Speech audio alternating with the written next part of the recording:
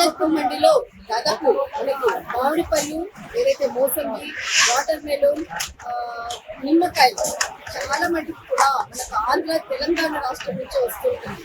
దాదాపు మార్కెట్ లో సగం బిజినెస్ అంతా కూడా ఆంధ్ర తెలంగాణ రాష్ట్రం నుంచి వస్తుంది. ఇదంతా కూడా మనకు ఆంధ్ర రాష్ట్రం నుంచి వచ్చినటువంటి లోడు.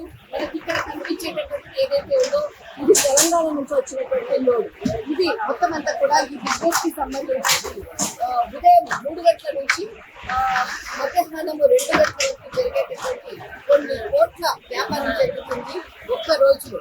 దాదాపు ఇక్కడ మనకు ఒక రోజు పనిచేసేటటువంటి వాళ్ళ జీతము ఒక వ్యక్తికి 1500 రూపాయలు.